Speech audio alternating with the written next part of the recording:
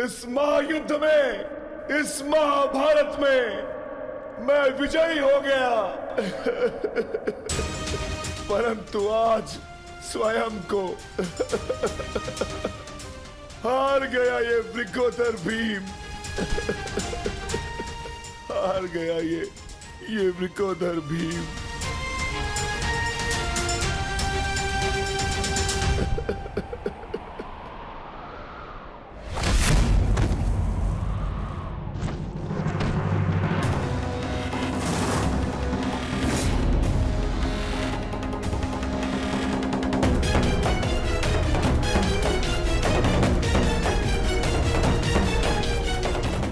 मैंने कहा था ना भीम, यदि किसी ने नियम तोड़कर विजय पाई तो मैं स्वयं उसके प्राण हर लूंगा।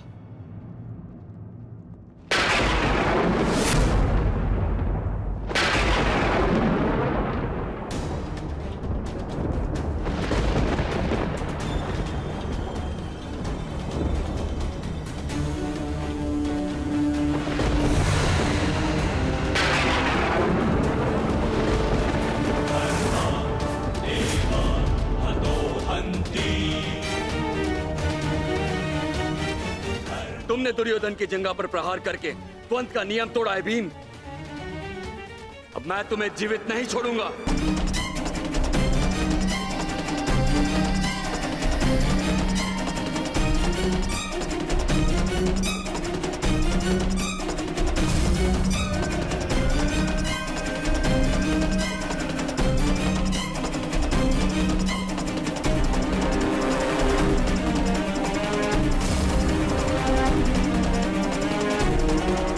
भीम उठिए।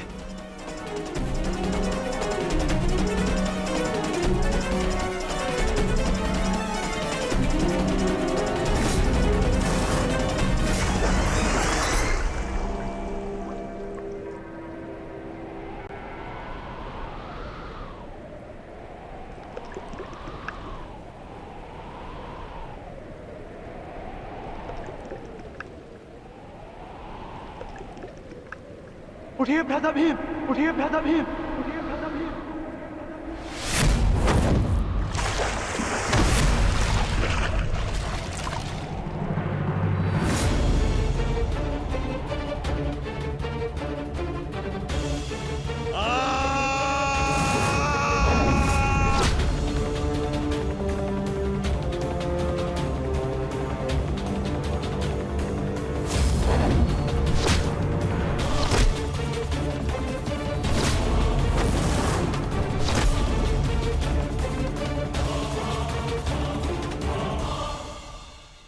प्रतिज्ञा ली थी ना तुमने कि तुम मेरी जंगा तोड़ेगा।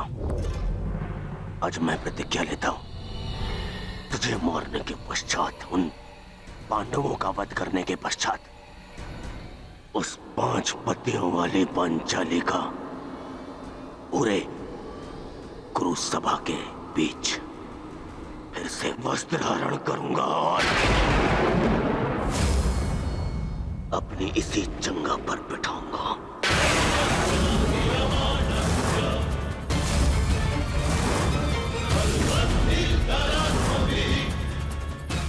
ये श्रद्धांजलि है मेरे 99 भाइयों के लिए।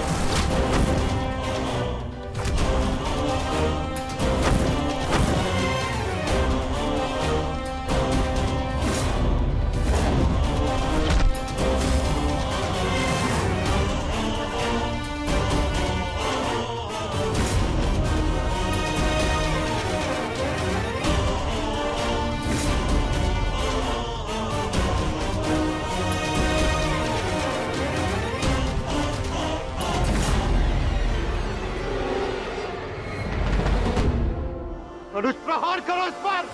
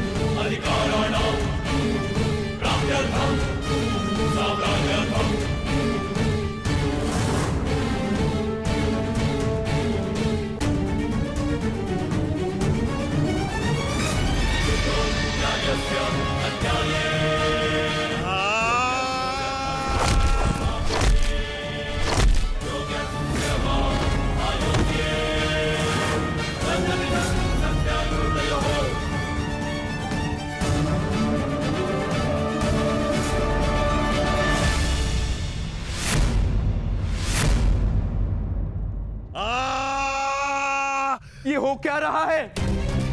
स्वयं महाबली बलराम के होते हुए इस प्रकार नियम का उल्लंघन कैसे हो सकता है? बलराम को कुछ करना होगा। ये छल है बॉस।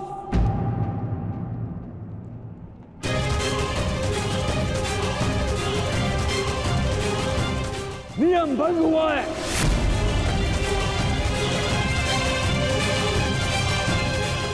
रुक जाइए दाऊ।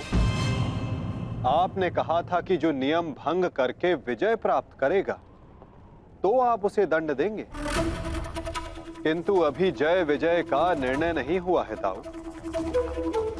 आप भीम को अभी दंडित नहीं कर सकते।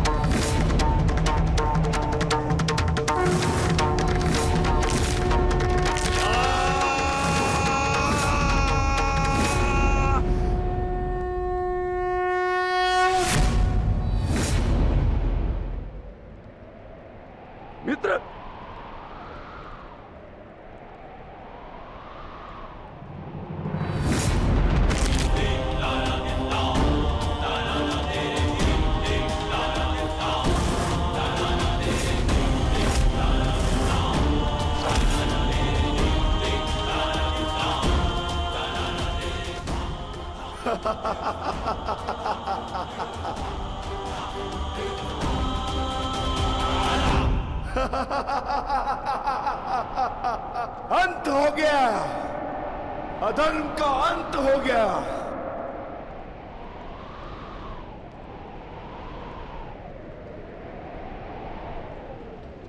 ज्येष्ठ, पांचाली से कहना मैंने अपनी प्रतिज्ञा पूर्ण कर ली।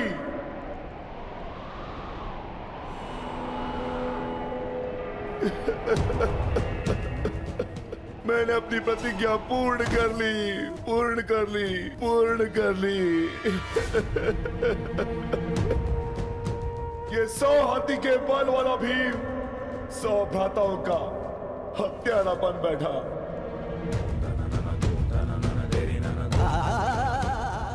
आज ये देवपुत्र अपने भ्राताओं का रक्त पीने वाला राक्षस बन बैठा।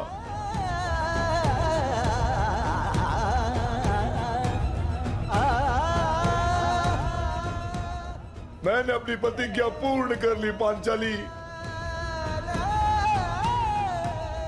तुम्हारे अपमान का प्रतिशोध मैंने ले लिया। इस महायुद्ध में, इस महाभारत में मैं विजयी हो गया।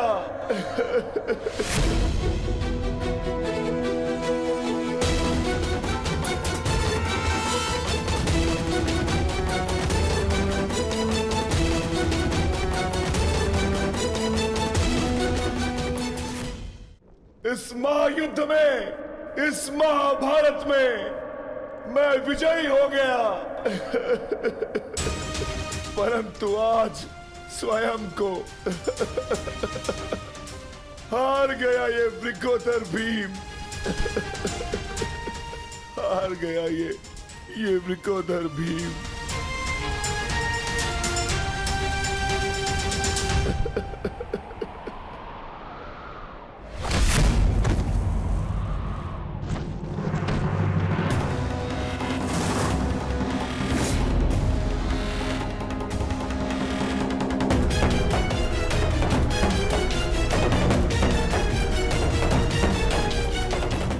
मैंने कहा था ना भीम, यदि किसी ने नियम तोड़कर विजय पाई तो मैं स्वयं उसके प्राण हर लूंगा।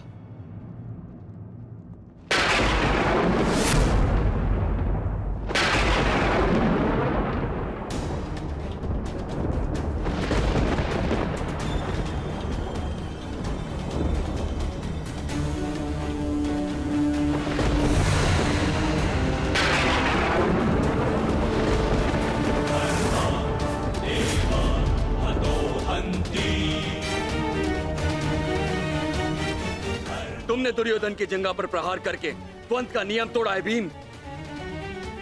अब मैं तुम्हें जीवित नहीं छोड़ूंगा। धर्म स्थापना के लिए यह आवश्यक था और मेरी प्रतिज्ञा पूर्ण होने के लिए भी। माधव ने मुझे मार्ग दिखाया, परंतु यदि माधव के ज्येष्ठ मुझे यम के मार्ग पर भेजना चाहते हैं तो मैं उसके लिए भी सच्चा हूं। श्री बलराम। बलराम, अंत कर दो इस दुष्ट का। ये हत्यारा है। इसने मेरे 100 पुत्रों की निर्दयता से हत्या की है। जिन पांडवों ने मेरे वंश के वृक्ष की जड़ों को काटा है, काट डालो उनके वंश के वृक्षों को। ये क्या अनर्थ हो गया महादेव। आपके दिए गए वरदान के पश्चात भी ये माता अपने पुत्र, अपने दुर्योधन को उस कृष्णा के छल से नहीं बचा पाए। ये कैसा न्याय है आपका। इसने 100 पुत्रों के गर्वित पिता को पुत्रहीन कर दिया। इसने एक अंधे के सभी स्वप्नों को अंधकार में डाल दिया।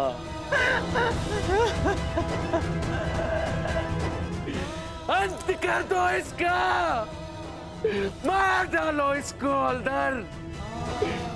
यदि मुझे कोई तर्पण करने वाला जीवित नहीं, तो इनका तर्पण करने वाला भी शेष नहीं होना चाहिए।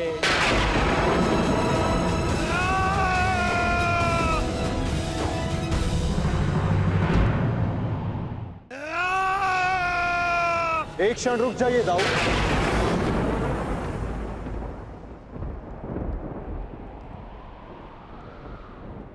नहीं कान्हा, अब मत रोकना मुझे।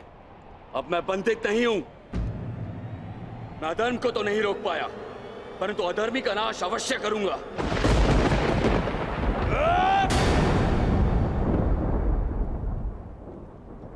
किंतु अधर्म कहां हुआ है दाऊ?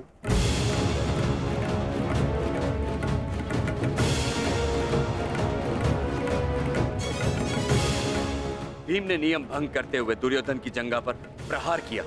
क्या यह अधर्म नहीं? तुमने स्वयं अपनी आंखों से देखा है कान्हा, फिर भी तुम मुझसे प्रश्न कर रहे हो? हाँ दाऊ, क्योंकि ये प्रश्न उचित है।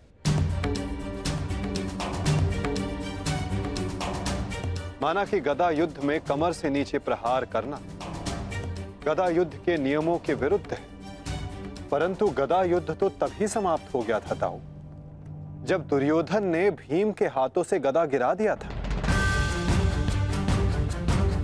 किंतु उसके पश्चात क्रोध के कारण दुर्योधन निहत्थे भीम पर निरंतर गदा से प्रहार करते रहे। क्या यह उचित था दाऊ?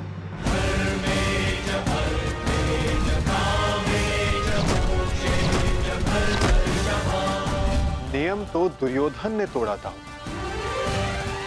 विकोदर भीम ने तो केवल आत्मरक्षा का प्रयास किया था, जिसके कारण विकोदर को विवश होकर दुर्योधन की जंघा पर प्रहार करना पड़ा।